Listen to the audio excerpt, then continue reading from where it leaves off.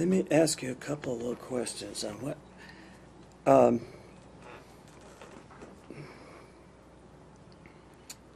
this is not a test. I'll try to answer as honestly as possible. You won't be tested on this, but there may be homework. Okay. So, real simply,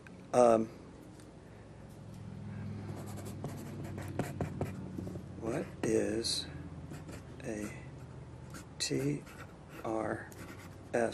cable? Do you know that? What is a TRS cable? And a similar question, what is an XLR connector? Do you know that? I'm not sure about the TRS, but I know about the XLRs, the three-prong. Like not sure how else to explain it, but Just trying to search out where your head is. okay. Okay. What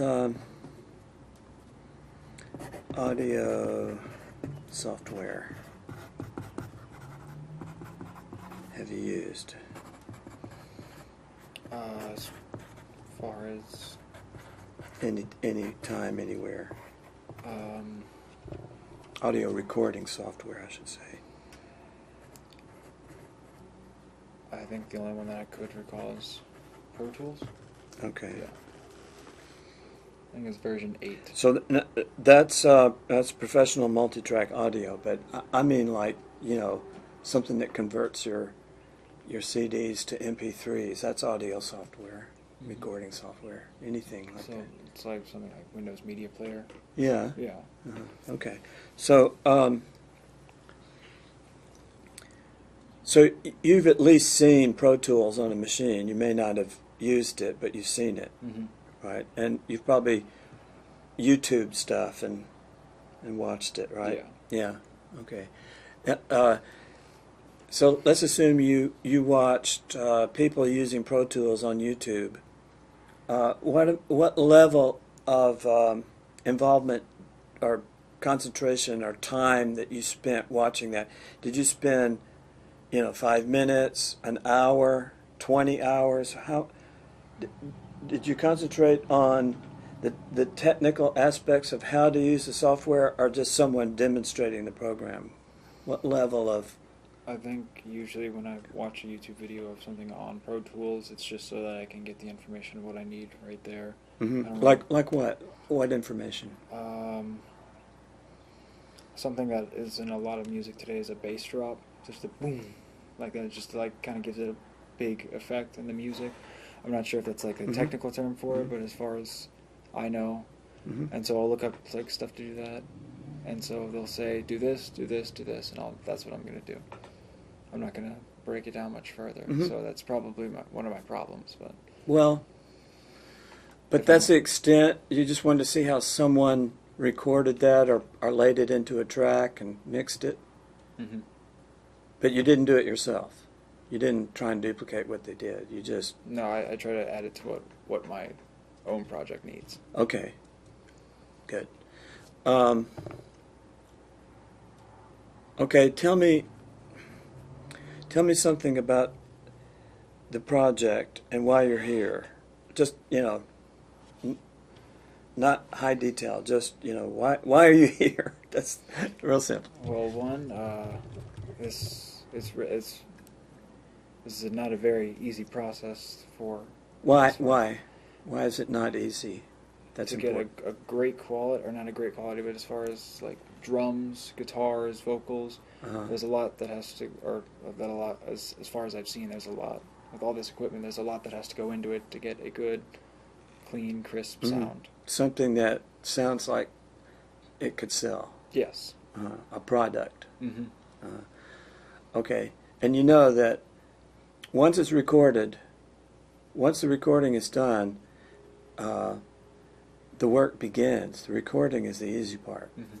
So take note that recording is the easy part. Getting to the product, once you have the mastering finished, it becomes a product, a widget, whatever, and something that it's something you either sell or keep. You know, you don't have to show it or listen. Let anyone listen to it. It's yours, but it's a product. It becomes a thing, whereas before it's just imagination. And what the recording does is translate what you're doing in the world into something that's recorded on media. This device, that device, the computer, whatever. But before that, it's only in your mind. The skill of recording it comes out in how well it can be mastered after it's recorded. Many times, recording has been done poorly. People have recorded tracks and they didn't really do a good job. So the mastering was extremely difficult and time-consuming, and sometimes even requiring re-recording, if that's a word. Recording it again, recording over, or additional recordings. Okay, so just a little bit of history. Recording, it's different from the way it used to be. Recording used to be on tape. Is there something you want to say? Not this. Okay.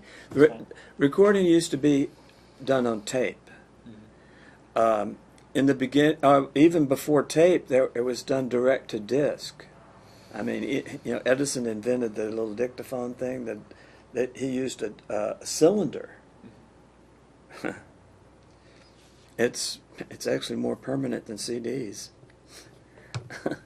Those cylinders still play. Yeah. They're 100 years old. So, but they would put the original recordings was they would have a megaphone with a membrane on it and a needle that would scratch the disc as it turned, because you would sing into it. That's what Caruso, famous tenor, he would sing into the megaphone and it would scratch on the cylinder as it's going around. It works. That was the first recording. Tape machine, well, wire machines were developed after that. Actually, had reels of wire that ran through a magnetic head, which recorded magnetic impulses on the wire. Again, very permanent. Those pieces of wire will last centuries. With just keep them out of the moisture. They'll last a lot. And magnetic fields. So tape machines were made. I think Ampex. The people at Ampex invented the tape machine. Basically, motors driving reels past a head, which biased the tape and made fluctuating magnetic fields on the tape, and a reed head would allow you to listen to it, and that went on to doing videotape machines. The head spins to get to so that the images recorded through the tape have more bandwidth. So the instead of moving a static head across a tape where the tape has to move 30 inches per second, which is just flying by, what they would do is they'd make the tape wide and they would spin the head over the disc, sort of like making the tape fly by the head real fast. The head was moving. Okay, so get a bit more bandwidth. And then they started doing stereo. The first stereo recordings were on film. Disney did that. In the 30s, recorded stereo on film. And put the stereo track on running with the movie. So in the 30s, Disney was making animation with stereo soundtracks. Absolutely brilliant. So the history of recording is, tape machines with multiple head tracks, multi-track heads. And that's where the term track came from. The heads had multiple. The heads actually were embedded multiple heads, which made multiple tracks on the recorder, which is very troublesome, very expensive, because every time you want to record or play back, you have to run a calibration tape in there because everything moves around.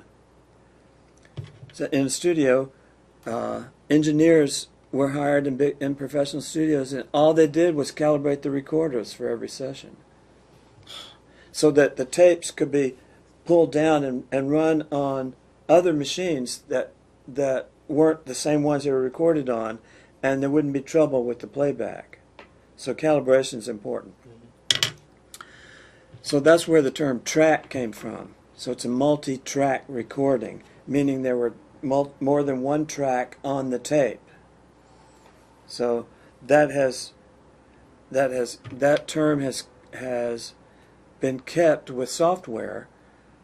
They say, recording tracks. So you call it video tracks now. So it's the same thing.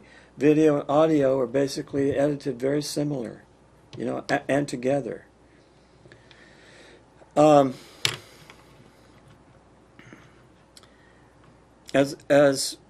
As computers became more and more powerful, faster, better resolution, in other words, more bits,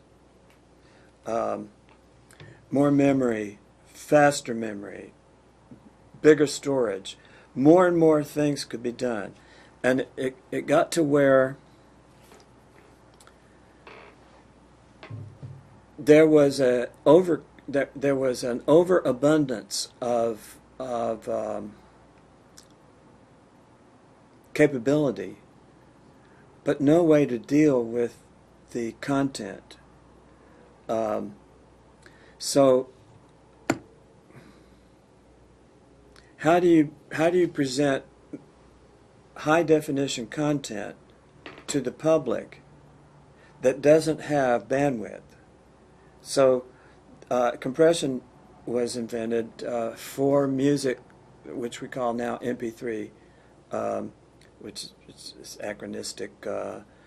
It was a compression algorithm. Real simply, the guy who invented it took a digital filter, and what it did was it would take samples of the audio. By the way, audio, WAV files, Microsoft invented the WAV file. All it is a table of numbers.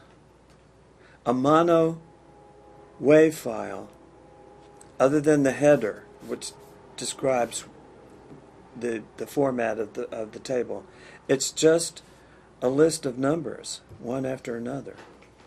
The header describes the sample rate.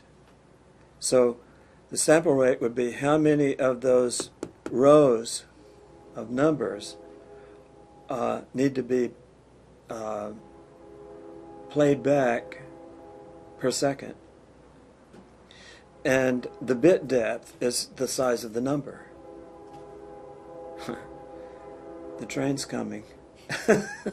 So stereo is 2 columns of numbers. Mm-hmm. Okay.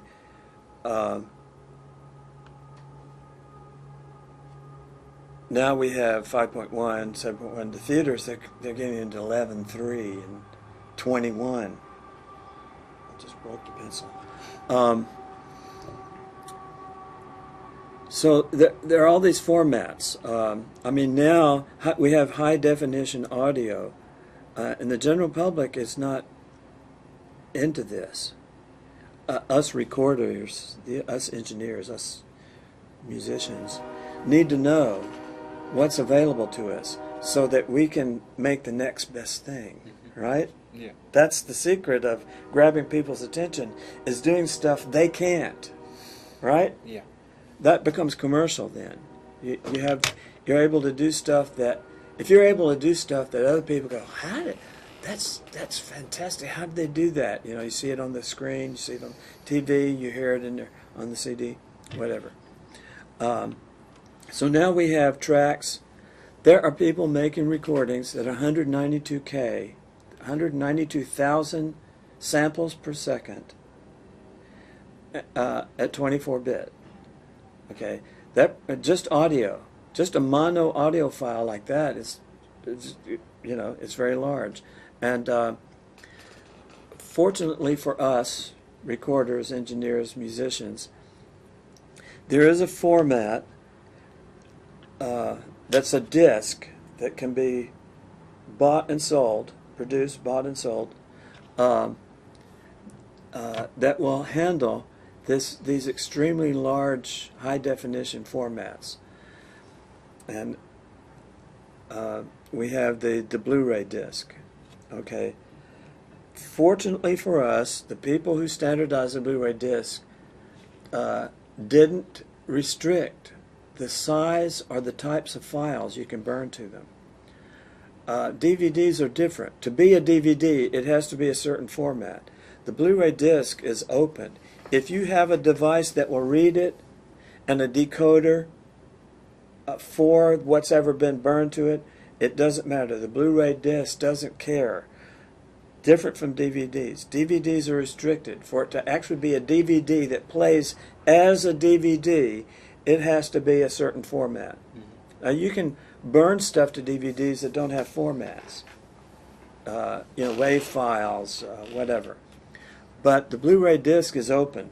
They didn't do that. That was smart. Okay. So here we are in an age that has never happened before. We're in an age where anything can be recorded. Video, audio, that camera right there, the little camera, this camera can't see it. That little camera hanging on to the jib there, that camera sees better than I do. It's not real clear. My vision is keener than that camera, but not as night vision capable. That thing can see what's happening in the sky that I can't see. I can point that camera at the sky at night, even here in the city, and it sees better than I do. Way better. So, and you know, and obviously it's not expensive. I could afford it. I can't afford expensive cameras. So we're in an age where the tools available to us are cheap enough for commoners like us to afford them. What our job to do is figuring out how to use this stuff to do new and better things. Or remake old stuff that's better than it was then. They call that covering. You do a cover tune. Mm-hmm. That's what that means. You're covering someone else's work. See? Cover. So, okay, so ask you the question, what is a sample rate? How do you define sample rate? What is it? What is a sample rate, and how is it expressed? I think you did explain this as it's expressed through a table of numbers. Mm-hmm. And what was the second part, or the first part? Okay. The sample rate is. I just had this. In the table of numbers, which is just a column. If it's mono, it's just a column of numbers, right? And how many numbers per second? Each number is in a row. Mm-hmm. Okay. So you have a column of rows of numbers. That's for mono. There's just one column. Mm-hmm. The sample rate is how many of those rows are recorded or reproduced per second. So the sample rate is the number of samples per second, SPS, samples per second. Okay. Stereo would be two columns of numbers. So in a WAV file, it's very if you take a WAV file when you get home, something it's not important. Relabel it as a .txt. Just change the WAV to TXT, and open it in a word processor like Notepad or WordPad or whatever. There they are, the numbers. That's all it is. It's just it's numbers. So what the computer does, it has a device in there that takes the electrical impulses that are arriving at the connector on the audio input and translating them into a stream of numbers and writing them to the recording device. Today, that recording device can be, as we see here, this Zoom, which has microphones in it, and it's digitizing the audio that the microphones are picking up and writing them to a solid-state drive, an SD. Secure digital is what this stands for. Okay, so the camcorder is also writing to SD. So there doesn't have to be a magnetic, spinning recording device. But the process is the same. There's something in there sampling the impulses coming in from the microphone or however it's being recorded, and digitizing it and writing it to a media. And the sample rate defines the bandwidth of what can be recorded. Now, it's been thought, since the human perception is officially 20 hertz to 20,000 hertz, that to sample what can be heard, all we need is twice that sample rate. Technically, to reproduce any frequency, and the term is called Nyquist, Quist, the Nyquist sample. A Nyquist sample is always twice the frequency you want. So CDs are sampled. Do you know what the sample rate on a CD is? I have a feeling, but I wouldn't. Just when I'm using the program Pro Tools, it'll give me like 44,000. 44.1 K. Yeah. Okay. That's right. 44.1 K samples per second. Okay. That's per channel. So they're CDs too. So that it will record everything from the microphone that supposedly you can perceive. And it's been found now that that's not good enough. That our perception is much greater than what we hear. Now that sounds cuckoo, but it's absolutely true. You perceive more than what you hear. The reason why is because when you're in the room, not only are you hearing with your ears, you're hearing with your body and your vision. So, and your memory. You're hearing with what you remember you heard. This is why a live performance is always better than a recording. Even though the recording sounds clearer, the live performance is better because the human condition hears more than what perceives more than what's being heard at any one moment. When you go by sample rate, your ears can't really hear anything more than 20K, maybe a little more. But what happens is the frequencies that are much higher than that produce an effect on your ears, which is just a pressure sensation. And young people, especially little kids, 3, 4, 5 years old, their hearing is way better than us adults, way better. They hear stuff we couldn't possibly hear. That's why they don't sleep. They wake up so easily, and on purpose. So they hear it's danger. They hear anything moving in the grass. You know, there's a spider coming or something.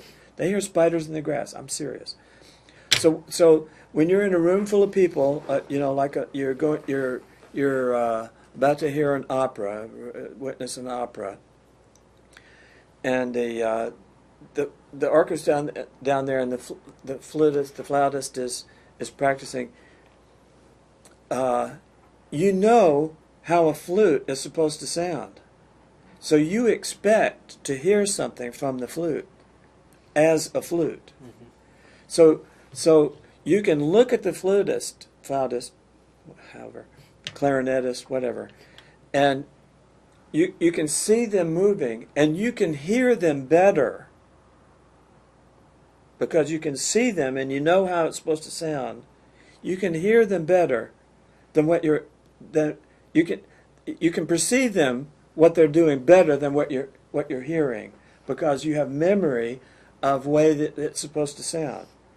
And live performances do that. What happens is you have memory of what you expect guitars are supposed to sound like, and when you're watching the guitarist, you hear more than what he's playing. And it's subjective, but there are physical attributes of sound that are greater than this 20K that's recorded. So it's been discovered that if enough microphones are used, enough channels are used, and a high, very, very high sample rate, we're talking 192K, which is what 5 times that? 8 times, 4 times this. 6 times this. 6 or 8 times, whatever. Many times the sample rate of a CD. It's been discovered that it produces the sensation of the live presence, because your perception of hearing is greater than the recording then, if the recording is good enough.